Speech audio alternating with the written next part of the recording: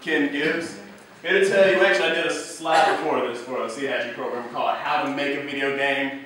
It was a little bit too complicated, I found out, so I'm just going to kind of go over the basics and tell you kind of the fundamentals of what happens within those things. So when someone makes one, there's a lot of rules and laws to abide by that you kind of work in there. So you have your boards, several chances you have with your player. There's a time limit, some things that you can do that makes you think about it, and a lot of interesting stories you can tell with those games. But some of the things, below that level, you have a game loop. That's your heartbeat of the actual game. There's some events, collisions. We're going to go into all of this. It's kind of weird now, but sounds actually have to display the world also. And going along, there's collisions between these images.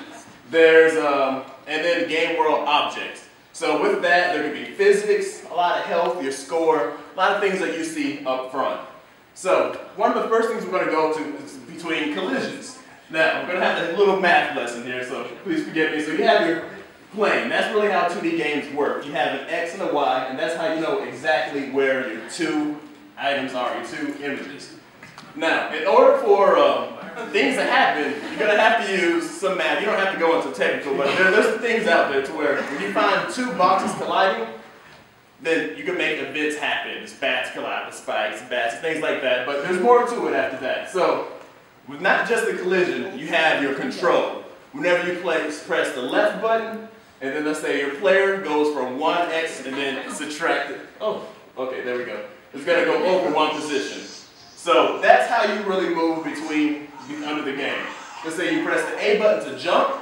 That way, if there's physics involved, you're going to bring a force high enough to go into the air and then back down to simulate a jump. Now, that's the way to do the real physics behind it, but there is fake physics that you can do. There's one where you can use your slope to where you move your position up X and Y at the same time and then bring it down. But it's a little stale. It's not going to look very real. So after that, we have other things that you can update in that game loop. You have your score that can go up. You're collecting coins. You're going to have to keep up with all these little missiles that enemies can throw out. So all of that gets updated every single time through your game. So not just that, you also have your sound effects and background music to worry about. So in order to get players engaged, you have background music, you jump, something happens, you get coins, you get hurt, all those things happen in order to engage players. Now, to display those images, that's something completely different. What you're going to do is update that place on the screen every time you run through your loop. So you can kind of think of it like a flip book. Every time you flip that, it looks like a smooth movement. So a lot of times with, let's say, the higher end games, those things are going to happen 60 times every second. Lower end games on your maybe mobile devices, televisions, it's only 30 frames. Even in movie theaters, there's only 24 frames running every single second. So that camera, that little space that you see in the screen, is not the whole thing underneath that level.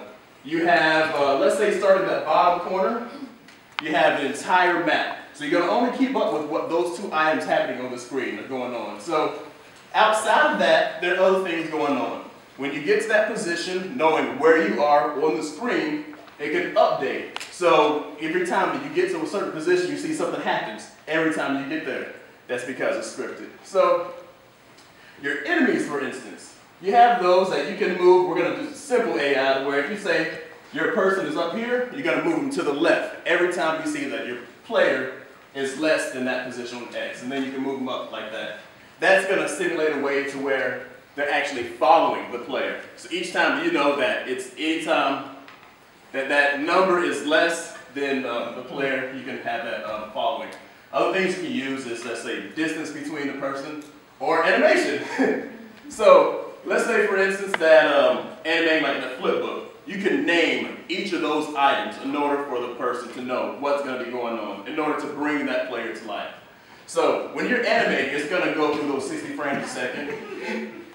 And you can see, for instance, that you have your little running Mario, or when you're ducking. So every time you press that duck button, not only that position move, but also you're going to play something different at the same time. You're going to play that sound that you needed. So all of these things together is going to say that you didn't really care about that little guy jumping around in Donkey Kong, but maybe it hurt a little bit more when you fell into that lava. So it's all those elements in one game that brings it to life.